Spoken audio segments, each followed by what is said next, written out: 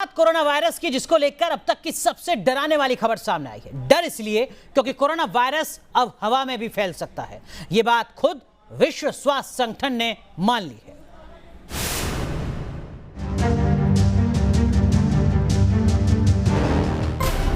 क्या हवा में घूम रहा है कोरोना का जानलेवा वायरस?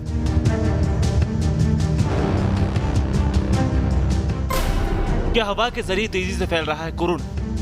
दुनिया भर में कोरोना के संक्रमित मरीजों की तादाद तेजी के साथ बढ़ती जा रही है और साथ ही कोरोना के खतरे को लेकर नए नए दावे भी सामने आ रहे हैं। अभी तक WHO ये मान रहा था कि कोरोना हवा में नहीं फैलता, लेकिन WHO ने अब इस बात को स्वीकार कर लिया कि कोरोना का जानलेवा वायरस हवा में भी फैल रहा है।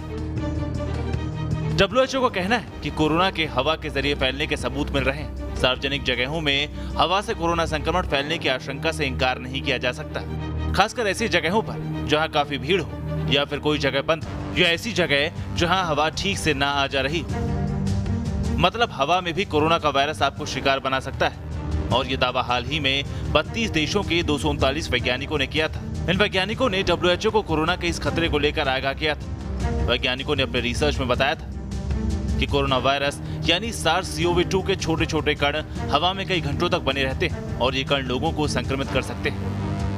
दुनिया भर के एक्सपर्ट्स मान रहे हैं कि अगर हवा नहीं चलती तब भी कोरोना के कण 8 से 13 फीट तक फैल सकते हैं। रिसर्च के मुताबिक 50% नमी और 29 डिग्री तापमान पर कोरोना के कण हवा में घुल भी सकते हैं। मतलब साफ है कि जैसे जैसे दिन बीत रहे हैं, कोरोना के फैलने और इसके बढ़ते दायरे को लेकर रिसर्च के दावे डरा रहे हैं। और अगर हवा में कोरोना ने कोहराम मचाना शुरू कर दिया तो अंदाजा लगाना मुश्किल है कि खतरा किस कदर बढ़ रहा है। Team news nation. यकीनन कोरोना अगर हवा के जरिए भी फैल रहा है तो खतरा कितना बड़ा है आप समझ सकते हैं, लिहाजा जरूरत है सावधानी की। लेकिन इन सब के बीच कोरोना महामारी का डर लोगों के दिमाग पर इतना असर डाल रहा है कि लोग मानसिक तौर पर बीमार हो रहे हैं। कई रिसर्च में यह खुलासा हुआ है कि सामान्य सर्दी जुकाम होने पर भी लोगों के दिमाग में सिर्फ और सिर्फ कोरोना घूम रहा है। सामान्य सर्दी जुकाम होने पर भी दिमाग में घूम रहा है कोरोना। सामान्य फ्लू के लक्षण दिखने पर भी टेंशन में जी रहा है इंसान। कोरोना ने हर शख्स को इतना डरा दिया है कि दिन रात दिमाग में कोरोना से कोहराम मचा है। सोते जागते हर वक्त लोगों को यही टेंशन हो रहा है कि कहीं मुझे कोरोना न जकड़ ले, और यही तनाव इंसान के दिमाग को बीमार बना रहा है, उसके दिमाग पर अटैक कर रहा है। यूनिवर्सिटी कॉलेज ऑफ लंदन की रिसर्च के मुताबिक कोरोना के मरीजों में स्ट्रोक, साइकोसिस और डिमेंशिया जैसी गंभीर बीमारियां पैदा हो रही हैं। मतलब कोरोना वायरस संक्रमित मरीजों के दिमाग को डैमेज कर सकता है। कोरोना से दिमाग पर खतरे को लेकर लगातार रिसर्च हो रही है, जिसके नतीजे काफी डराने वाले हैं। इससे पहले लैंसेट साइकेट्री में छपी एक स्टडी में 125 कोरोना मरीजों पर सर्वे किया गया था। इन मरीजों में किसी न किसी तरह की न्यूरोसाइकियाट्रिक परेशानी थी। इस स्टडी के मुताबिक इनमें से 57 मरीजों को ब्रेन स्ट्रोक, 39 मरीजों को एंसेफेलाइटिस, 10 मरीजों को साइकोसिस यानी एक तरह का पागलपन और 6 मरीजों में डिमेंशिया यानी दिमाग पर नियंत्रण न रहने की समस्या देखी गई थी। इसके अलावा लोग कोरोना नहीं होने पर भी इतने परेशान हैं कि सिर्फ सर्दी जुकाम होने पर भी डॉक्टरों से कंसल्ट कर रहे हैं। किसी व्यक्ति को किसी प्रकार का दर्द या अन्य कोई शिकायत होती है तो उसे कोरोना से जोड़कर देख रहा है और यही डर लोगों के दिमाग पर बुरा असर डाल रहा है। T news nation. चलिए बात करते हैं पाकिस्तान की। पाकिस्तान पर कोरोना की मार किस तरीके से देखने को मिल रही है। वैसे तो पाकिस्तान की अर्थव्यवस्था पहले से खस्ता हाल है, अब कोरोना ने उसकी मानो कमर तोड़ दी है। पाकिस्तान में बेरोजगारी को लेकर जो सर्वे सामने आया है वो हर किसी को चौंका रहा है।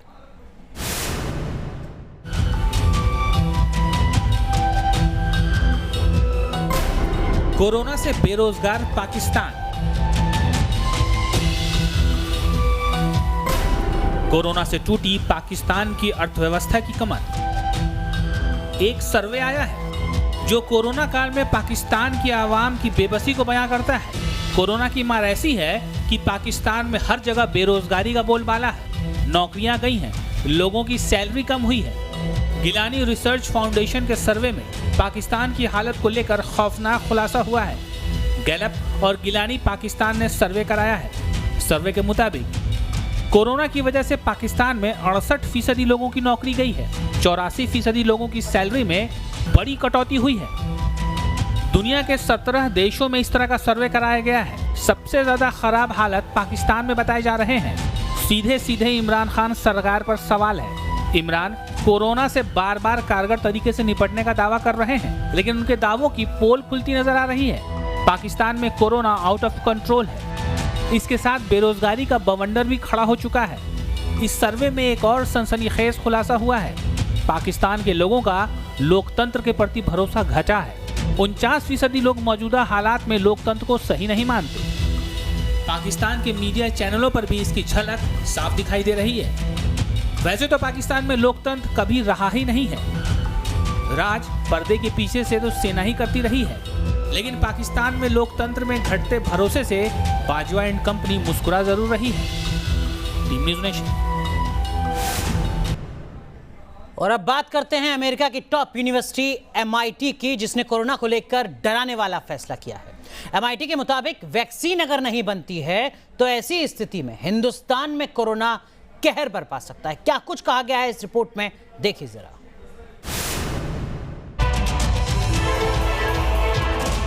भारत में कहर साबित हो सकता है कोरोना। अमेरिका के MIT संस्था का बहुत बड़ा दावा। फरवरी 2021 तक भारत में हर दिन सामने आ सकते हैं 2.5 लाख से ज्यादा मामले। वैक्सीन नहीं आई तो भारत में तबाही ला सकता है कोरोना।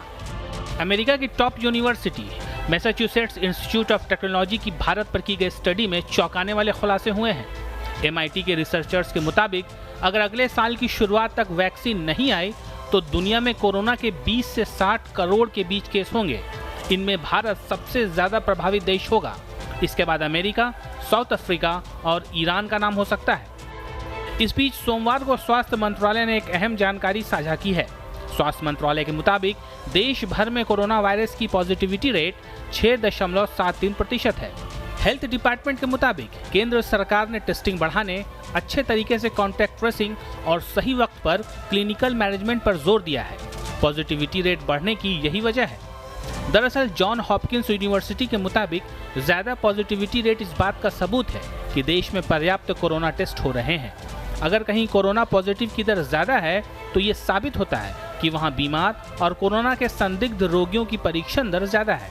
मतलब साफ है कि देश में कोरोना से जंग कामयाबी के साथ आगे बढ़ रही है और एक दिन कोरोना से जीतेगा हिंदुस्तान। Team news nation. जी हां, तो हिंदुस्तान को भरोसा है कि वो कोरोना को जल्द से जल्द हराएगा। लेकिन इन सब के बीच एक बार फिर अंतर्राष्ट्रीय स्तर पर आतंकिस्तान की यानी पाकिस्तान की फजीहत हुई है। भारत ने पाकिस्तान को करारा जवाब दिया है। इमरान की अगुवाई में किस तरह पाकिस्तान में दहशतगर्दों को पनाह मिली है, इसका खुलासा भी हो चुका है।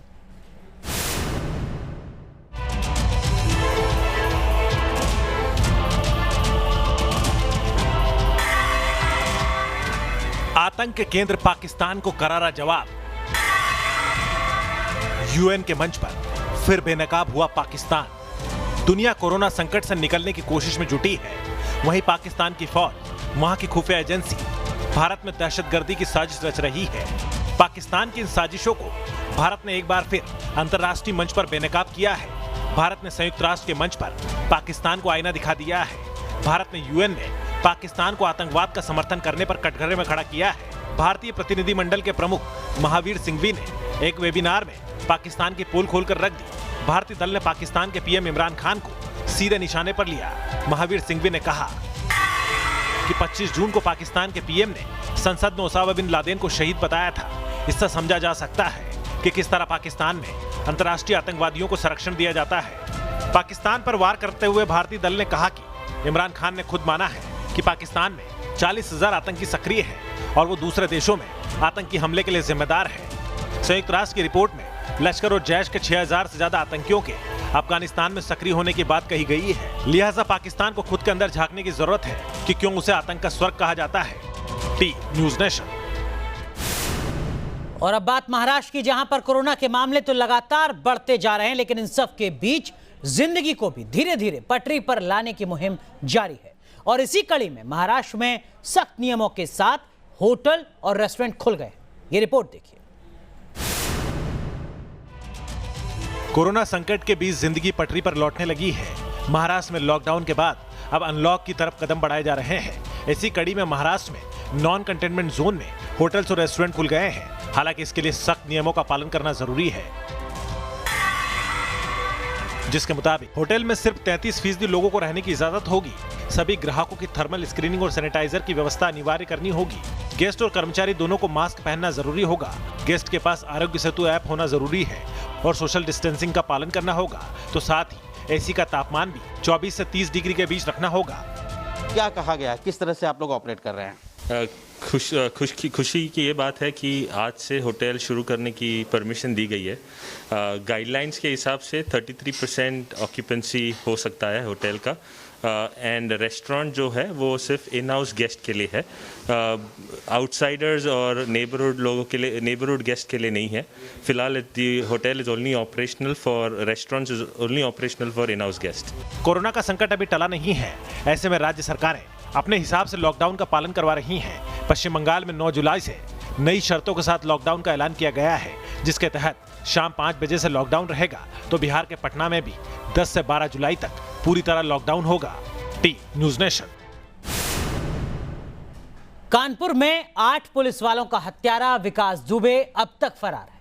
पुलिस उसकी तलाश में छापेमारी कर रही है। इस बीच विकास दुबे का सीसीटीवी फुटेज भी मिला है।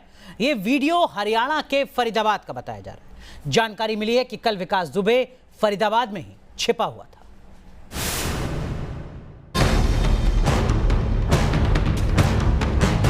सीसीटीवी की इन तस्वीरों में नजर आ रहा शख्स गैंगस्टर विकास दुबे है। ये वीडियो हरियाणा के फरीदाबाद का बताया जा रहा है। जानकारी के मुताबिक विकास दुबे फरीदाबाद में 2 दिन से रह रहा था। यहाँ बड़कल चौक पर एक होटल में छिपकर रह रहा था। इसका मतलब ये हुआ कि 8 पुलिस वालों का हत्यारा विकास दुबे दिल्ली एनसीआर में छिपता फिर रहा है। हालांकि फरीदाबाद में विकास दुबे तो पुलिस को चकमा देकर फरार हो गया, लेकिन पुलिस ने उसके 3 साथियों को फरीदाबाद से गिरफ्तार कर लिया। गिरफ्तार प्रभात मिश्रा के पास से पुलिस की 2 पिस्टल भी बरामद की। वहीं यूपी पुलिस एक्शन में है और विकास दुबे के गुर्गों की तलाश तेज कर दी है। विकास दुबे की तलाश में पुलिस और एसटीएफ की 50 से ज्यादा टीमें जुटी हैं और 5 राज्यों में छापेमारी की जा रही है। पुलिस ने बुधवार सुबह विकास दुबे के दाहिना हाथ माने जाने वाले अमर दुबे को मार गिराया। आज सुबह तड़के हमीरपुर के मौदहा थाने अंतर्गत एक साहसिक मुठभेड़ में इस पूरे प्रकरण का जो मुख्य अभियुक्त है अमर दुबे, वो एसटीएफ और स्थानीय पुलिस के मुठभेड़ में मारा गया है। इस पे 50,000 का इनाम घोषित था और ये घटना में शामिल था। इसके अतिरिक्त लगातार पुलिस जो भी इसके मुख्य अपराधी है उसके खोजने में लगी है। यूपी के हमीरपुर के मौदहा में पुलिस और अमर दुबे के बीच एनकाउंटर हुआ, जिसमें पुलिस ने अमर दुबे को ढेर कर दिया। जानकारी के मुताबिक कानपुर में पुलिस वालों की हत्या के मामले में मुख्य आरोपी विकास दुबे के गुर्गों में अमर दुबे सबसे करीबी था। और अब बात पड़ोसी मुल्क नेपाल की, जहां इन दिनों सियासी तूफान उठा हुआ है। पीएम केपी शर्मा ओली से विपक्ष के साथ साथ खुद उनकी पार्टी नेपाल कम्युनिस्ट पार्टी के अंदर से ही इस्तीफे की मांग उठ रही है, जो अपने चरम पर है। और इन सब के बीच नेपाल में चीन की राजदूत की सक्रियता पर भी सवाल उठने लगे हैं। काठमांडू में चीन के दूतावास के बाहर प्रदर्शन करते नेपाल सिविल सोसाइटी के लोग। नेपाल में चीन के राजदूत हाओ यांकी के विरोध में यह प्रदर्शन साबित करता है कि नेपाली अवाम देश में चीन के बढ़ते दखल से नाखुश है। नेपाल में चीन की राजदूत हाओ यांकी की कारगुजारी नेपाली अवाम और विपक्षी पार्टियों को नागवार गुजर रही है। लंबे समय से ये खबरें आ रही हैं कि नेपाल की सरकार को चीनी राजदूत अपने तरीके से चलाने की कोशिश कर रही हैं। आरोप तो यहाँ तक लग रहे हैं कि नेपाल के प्रधानमंत्री केपी शर्मा ओली न सिर्फ चीनी राजदूत से बहुत ज्यादा मिलते जुलते हैं, बल्कि उसकी सलाह पर अमल भी करते हैं। इससे पहले नेपाल में कभी ऐसा नहीं देखा गया कि कोई राजदूत इस तरह से इतना सक्रिय हुआ हो। आरोप तो यहाँ तक है कि नेपाल ने भारत के खिलाफ जो नया नक्शा बनाया है, उसके पीछे चीन की इस महिला राजदूत की भूमिका रही है। ये भी माना जा रहा है कि इस वक्त नेपाल का जो भारत विरोधी रवैया है, उसके पीछे हाओ यांकी का ही हाथ है। अब जबकि नेपाल के पीएम केपी शर्मा ओली की सरकार खतरे में है, तब भी माना जा रहा है कि वो फिर से एक्टिव हो गई हैं। चाइनीज राजदूत की इस हरकत ने ये सवाल भी खड़े कर दिए हैं, क्या किसी राजदूत के प्रोटोकॉल में ये शामिल होता है कि वो इस तरह से सरकार के नेताओं और अधिकारियों से मिले। आरोप तो ये भी है कि चाइनीज राजदूत एक तरह से नेपाल में एक समानांतर सरकार चला रही हैं। Team news nation.